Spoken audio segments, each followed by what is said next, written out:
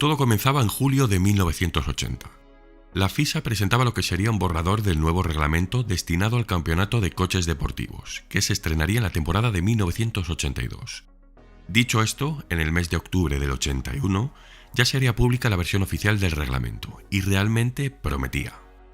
Bueno, pues esta fórmula de carreras fue tan exitosa que estuvo en plena acción durante una década entera, hasta que se la cargaron deliberadamente, obvio. Entonces, mientras le fue posible, Porsche aprovechó al máximo aquellas permisivas reglas que se habían implantado, y que principalmente limitaban el combustible y poco más. Ahora lo vamos a ir viendo todo. Este es el origen del dominio absoluto de un prototipo, de una de las hegemonías más soberbias de Porsche en el motorsport mundial.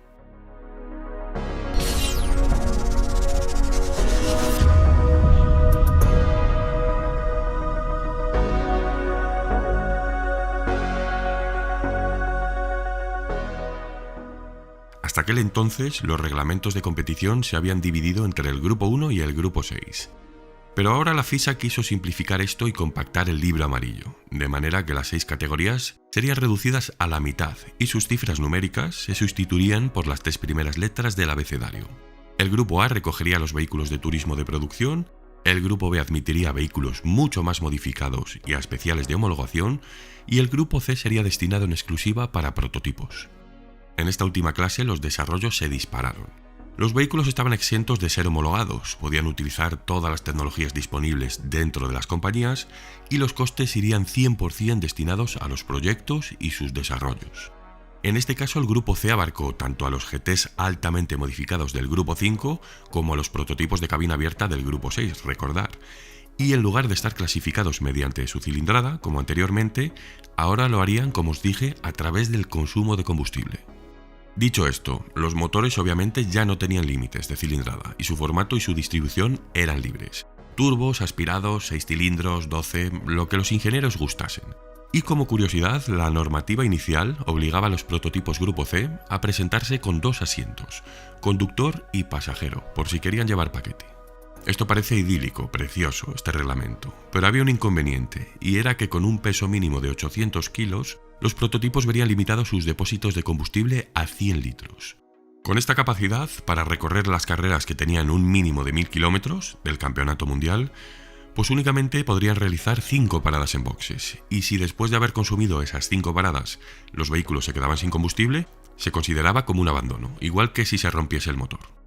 Con estos datos sobre la mesa, para poder terminar las carreras, los ingenieros tenían que estrujarse los sesos para que los prototipos hiciesen más o menos unos promedios de 60 litros por cada 100 kilómetros recorridos.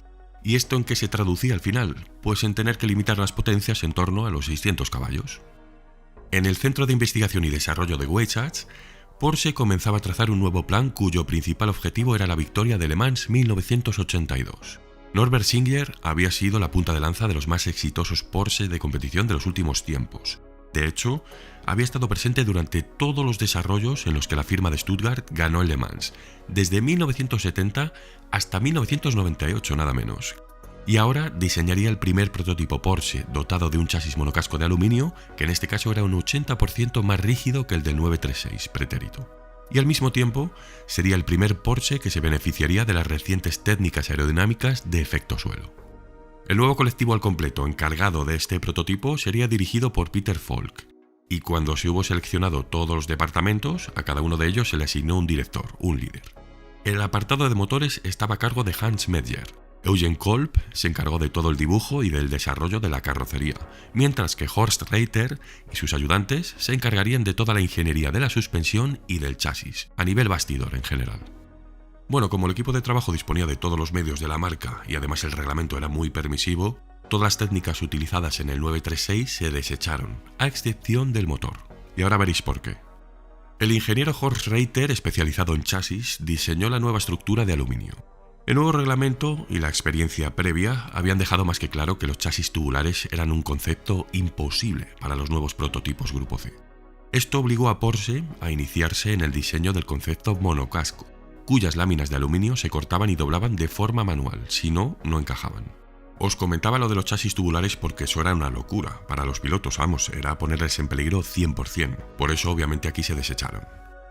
Bajo la atenta mirada de Norbert Singer, el nuevo coche de carreras del Grupo C, denominado Type 956, empezó a tomar forma y había tomado como punto de partida, como núcleo de la construcción, el parabrisas del Porsche 917.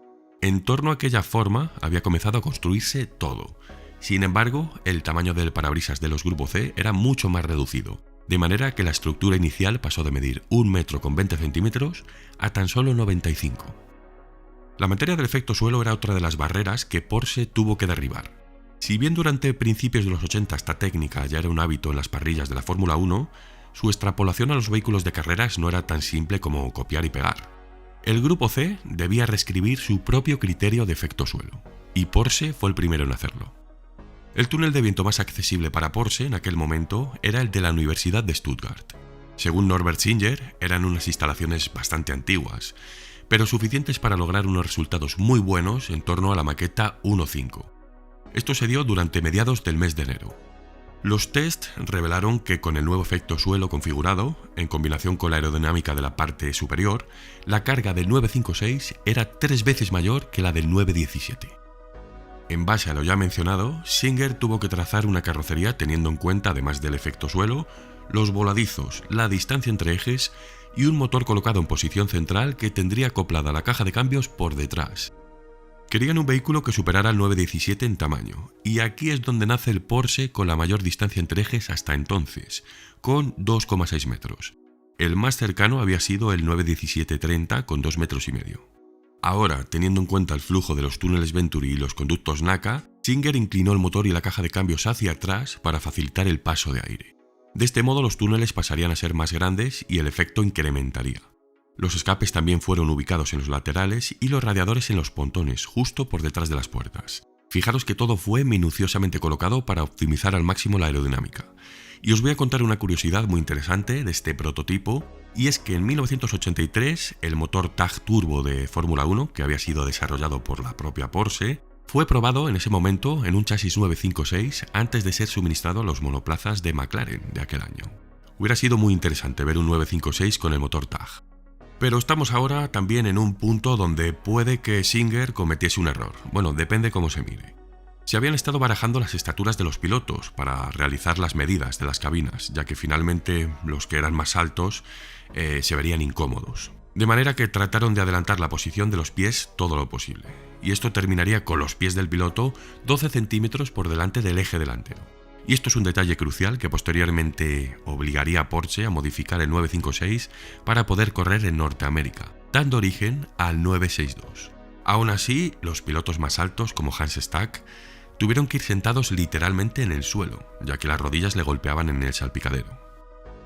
Durante etapas anteriores, cuando Porsche ejecutaba por ejemplo los 904 o los 908, la firma sí que había recurrido a contratistas externos para la producción de chasis o de carrocerías. Esto lo hacían muchas marcas. Pero ahora, aunque algunas piezas sí que se estaban realizando por encargo, todo sería labrado dentro de las instalaciones de Weissach. Aún así hay que matizar que en este caso todos los chasis destinados a los equipos privados fueron construidos en el Reino Unido por empresas como Thomson o los propios 962 que luego se ensamblaban en los Estados Unidos. Los chasis construidos íntegramente en Weissach, a los que me estoy refiriendo, eran los destinados al equipo oficial, en este caso 10 unidades 956 y posteriormente 10 962.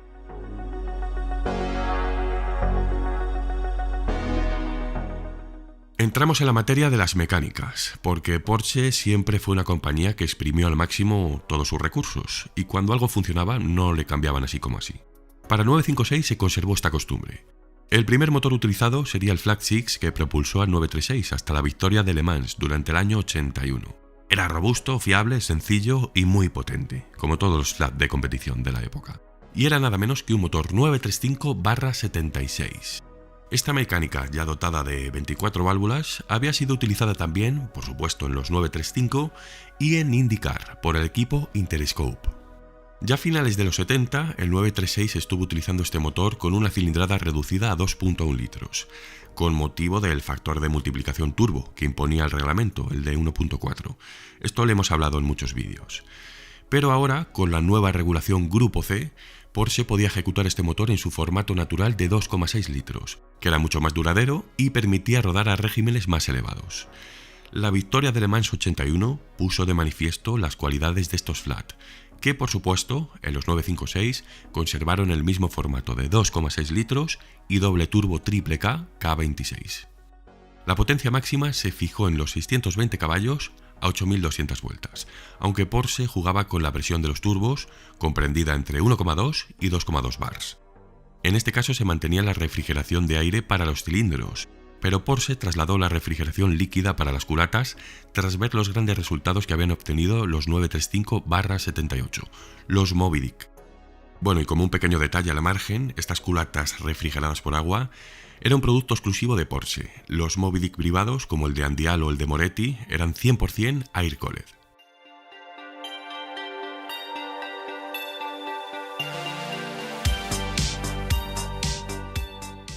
Como os adelanté al principio de este capítulo, uno de los principales hándicaps del reglamento Grupo C era la limitación del combustible. La mayoría de las entradas de este campeonato, del campeonato mundial, eran carreras de 1000 kilómetros, aunque bueno, también recibían otros títulos como por ejemplo las 6 horas de Silverstone. Pero entre medias estaba Le Mans, que durante una duración de 24 horas, los prototipos verían limitado su combustible a 2500 litros. Recordar que por reglamento los depósitos eran de 100 litros, de manera que cada equipo únicamente podía entrar en boxes un máximo de 25 veces durante toda la carrera. Los equipos debían ingeniárselas para optimizar al máximo el consumo de los motores, y Porsche recurrió al uso en este caso de 2 turbocompresores de menor tamaño. Aun con todo, para ciertas ocasiones o maniobras de fuerza mayor, los pilotos contaban con un regulador de presión del turbo dentro del habitáculo que les otorgaba cierto control potencial y por ende cierto control de consumo. El apartado de frenos fue muy interesante, fue una obra de ingeniería mágica. Se trataba de un nuevo diseño monobloque con 2 pinzas de aleación sólida que se encargaría de detener en seco al prototipo. Fue una solución que años más tarde veríamos en los Boxster de producción, y aunque era un sistema que mejoraba notablemente la frenada, como os digo, la refrigeración se vio algo perjudicada en este caso. Al final, 10 chasis oficiales salieron de Weissach pintados en un blanco inmaculado. Al parecer la dirección pensaba que era el color ideal para luego aplicar la icónica librea de Rothmans, y el 19 de junio de 1982, 3 de ellos formarían en la parrilla de Le Mans para ocupar los 3 primeros puestos, que para más espectáculo terminarían en el orden de su dorsal: primero, segundo y tercero. Tras analizar la carrera y el comportamiento del 956, se demostró que circulando a velocidades medias más altas que con el 936, los consumos eran menores, y todo se debía al colosal trabajo de la aerodinámica. A partir de 1983, Porsche ya comienza a suministrar chasis 956 a los clientes privados. Habían ganado Le Mans, el título de constructores del campeonato mundial, y comenzaba ahora sí la hegemonía de Stuttgart. La cosa no había hecho más que empezar. 1983 también trajo consigo algunas evoluciones. Los 956 equiparon tanto cajas de cambio manuales de 5 velocidades como una de 6 semiautomática.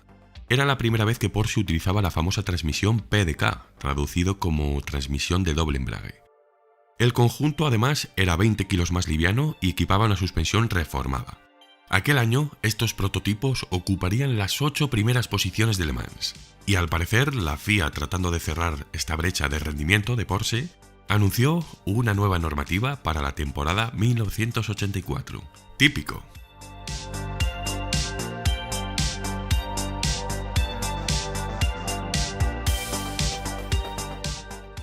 Pues ahora, en lugar de 60 litros cada 100 kilómetros, el consumo máximo sería de 51 litros por cada 100. Y Porsche no se quedó parada. Tras un año entero de trabajo, lanza el 956B, un nuevo prototipo que estaba equipado con un sistema de inyección electrónica Bosch Motronic. Esto permitía un encendido mejorado, un menor consumo y más potencia. Pero resulta que cuando se inició la temporada 84, un par de meses antes, la FIA se arrepiente de aquella nueva norma y la retira. Se volvían a implantar los 60 litros a los 100. Fijaros qué saber estar y qué formalidad, como siempre.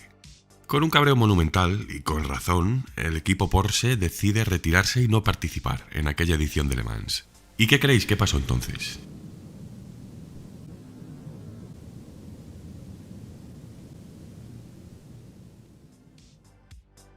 Porsche había comenzado a suministrar montones de chasis 956 a equipos privados, y aquel año hasta 14 se contaron en la parrilla de la SART.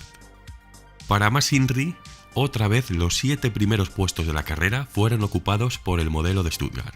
Porsche 3, FIA 0. Y el resto de la temporada 84 fue magistral. El dominio de Porsche estuvo presente en todo momento con 10 victorias en 11 carreras. Ya 1985 desvelaría el 962, pero para contar esta historia primero tendremos que mudarnos a la IMSA de Norteamérica y eso lo haremos en otro capítulo. Aún así, fijaros lo que os digo, ese Le Mans del 85 también le ganó un Porsche 956 del equipo Joest. Fueron 4 trofeos de Le Mans consecutivos los que obtuvo este modelo, desde el 82 al 85, ambos incluidos.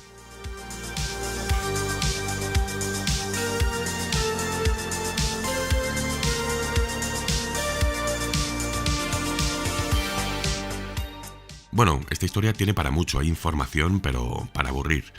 Pero como siempre os digo, estoy tratando ya de hacer vídeos más compactos y dinámicos, más directos y que no se aburran. Y creo que lo más relevante y trascendente del modelo le hemos tratado ya aquí. Este es un prototipo muy ligado también a la trágica muerte de Stefan Belov en Spa 85 y dediqué un vídeo completo a esta gran leyenda que para mí seguro hubiera sido campeón del mundo. ¿Os imagináis qué hubiera sido de un duelo Belov-Senna en aquella época? Rapidísimos los dos y súper agresivos y arriesgados en la pista. Buah, os digo esto con los pelos de punta. Bueno, 1985 fue un año bastante negro en general para el motorsport. Perdimos a Winkelhock, Richie Evans, Attilio Bettega, Buzz Landley. En Norteamérica fallecieron muchos pilotos ese año, incluso en la NHRA, en drag, Lee Schiffer. Bueno, mil gracias a todos, espero que os haya gustado, seguimos trabajando para traeros el mejor contenido, ahí tenéis a Revia Motorsport siempre en el canal, por si alguno os interesa, y continuamos ya todo este 2025 trabajando sin parar, que os tengo muchas cosas preparadas increíbles y que os van a encantar. Nos vemos como siempre el jueves que viene, 21:00. Mil gracias.